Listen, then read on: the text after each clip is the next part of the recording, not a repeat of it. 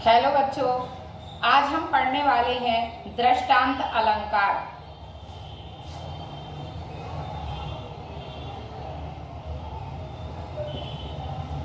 दृष्टांत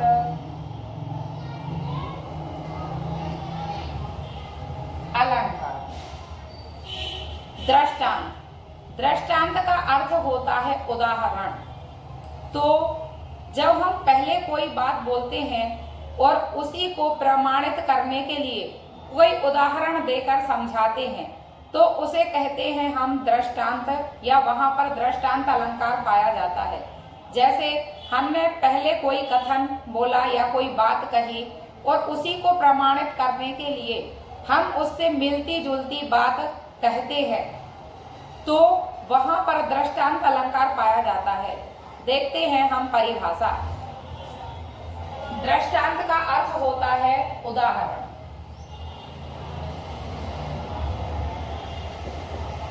दृष्टांत का अर्थ उदाहरण।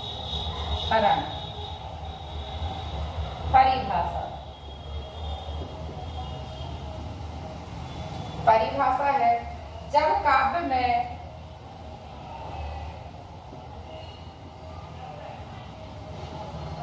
मैं किसी बात को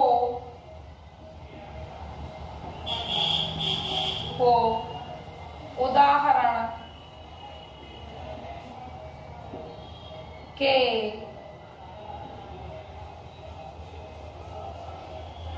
माध्यम से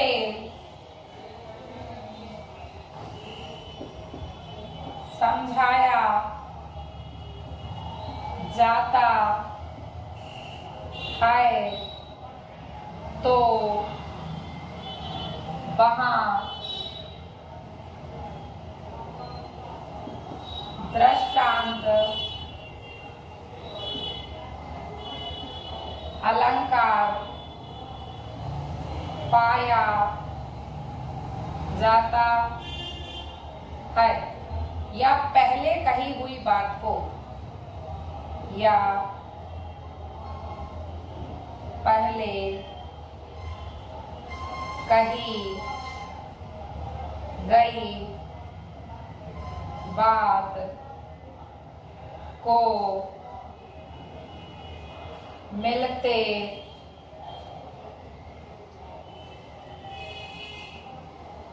जुलते उदाहरण के द्वारा समझाया जाता है वहां दृष्टांत अलंकार पाया जाता है। तो हमने देखा जब काव्य में किसी बात को समझाने के लिए उदाहरण दिया जाता है या पहले कही हुई बात को पुष्ट करने के लिए उससे मिलता जुलता कोई उदाहरण दिया जाता है तो वहां पर दृष्टांत अलंकार पाया जाता है। हम देखेंगे उदाहरणों के माध्यम से और अच्छा समझने का प्रयास करेंगे।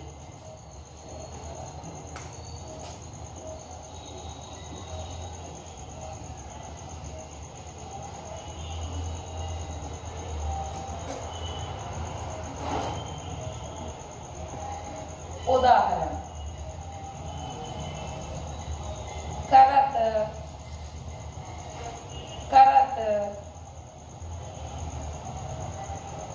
अभ्यास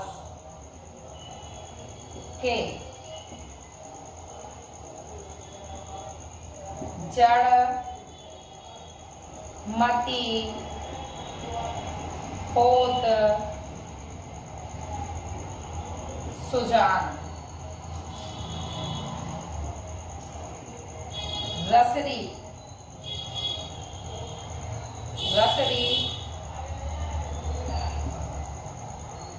आवत जात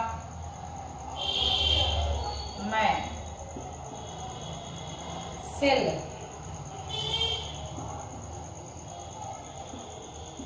पर परत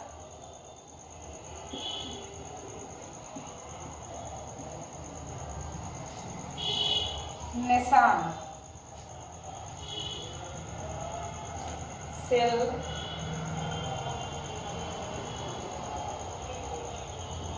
करत करत अभ्यास के जड़मति होत सुजान, रसरी आवत जात में सिल पर पड़त निशान। तो करत करत यानी कि अभ्यास करते करते, किसी चीज का प्रयास करते करते, जड़मति होत सुजान। जड़मति, जड़मति क्या है? मति का अर्थ है बुद्धि और जड़ यानी कि जो स्थिर हो गई हो। सुजान का अर्थ होता है चतुर, समझदार। तो कहते हैं कि अभ्यास करते करते जड़मति, जिसकी बुद्धि मंद कुंद पड़ गई हो, वह भी सुजान यानी कि चतुर होशियार हो जाता है, समझदार हो जाता है। फिर उसी को उदाहरण देके कैसे समझाया गया है? रसरी आवत जात में सिल पर पड़त निशान, यानी कि पहले कुएं से पानी निकाला जाता था।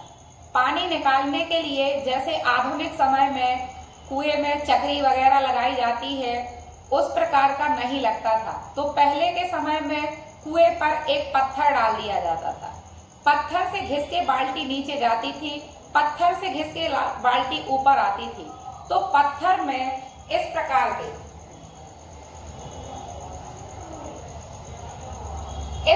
के निशान बन जाते थे। तो कह रहे हैं कि रसरी आवत जात में, यानी कि रस्सी के ऊपर नीचे आने जाने से सिल पर भी निशान पड़ जाता है।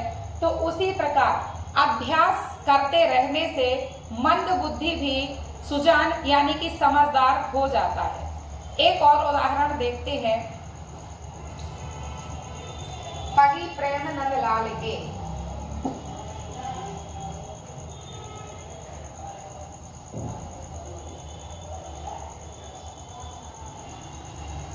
पगी प्रेम नंदलाल के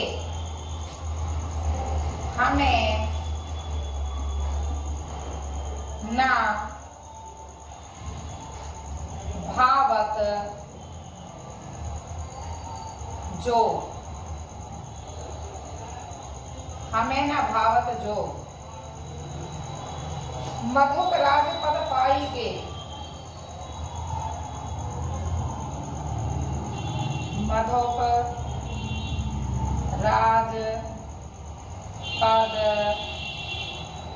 पाई के, भीख ना मांगत लो।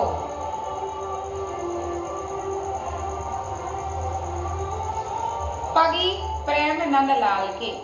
प्रेम तो हम समझते ही हैं। पगी का मतलब होता है जिस प्रकार हम गुड़ की पट्टी बनाते हैं या मूंगफली की पट्टी बनाते हैं गुड़ मिक्स करके, तो गुड़ की चाशनी बनाते हैं, मूंगफली को सेक के उसमें डाल दिया जाता है, तो मूंगफली के चारों तरफ वह गुड़ लग जाता है। उसी प्रकार गोपियां श्री कृष्ण के प्रेम में पगी हुई हैं, श्री कृष्ण जी से प्रेम करती हैं। फिर कहा है कि हमें न भावत जो, चूंकि श्री कृष्ण जी जब वृंदावन चले जाते हैं, द्वारिका चले जाते हैं, तो गोपियां उनकी विरह वेदना में जल रही होती हैं। गोपियों को समझाने के लिए श्री कृष्ण उद्धव जी को भेजते हैं। योग का संदेशा सिखाने के लिए उद्धव जी गोपियों के पास जाते हैं। तो गोपियां कह देती हैं कि हम तो श्री कृष्ण के नंदलाल यानी कि श्री कृष्ण के प्रेम में पगी हुई हैं, उन्हीं से प्रेम करती हैं। हमें जो यानी योग माध्यम से चल के ईश्वर की प्राप्ति हमें नहीं भाती। फिर कहा गया है, अब इसी बात को पुष्ट करने के लिए एक और बात कही गई है उदाहरण में, मधो। अब ये गोपियां सारी बातें उद्धव जी से ना कहकर भौरे को संबोधित करती हुई कहती है। मधुप कौन है? भौरा। भौरे को संबोधित करती हुई कहती है कि राजपद पाने के बाद, मधुप राजपद पाई के, भौरे से कहती है कि जिसको राजपद मिल गया हो, जिसने राजा का जीवन जी लिया हो कुछ समय, उससे भीख नहीं मांगी जाती। तो कह रही है कि मधुप राजपद पाई के भीख न मांगत कोई। लो, ठीक है। तो गोपियां कह रही हैं कि हम श्री कृष्ण के प्रेम में पगी हुई हैं, श्री कृष्ण से प्रेम करती हैं और हमें योग का संदेशा बिल्कुल भाता नहीं है। अपना बात में उदाहरण में कहती हैं कि जिस व्यक्ति ने राजपद, राज का सुख भोग लिया हो, उससे भीख नहीं मांगी जाती। उम्मीद करते हैं दोस्तों कि आपको दृष्टांत अलंकार समझ में आया होगा। धन्यवाद दोस्तों।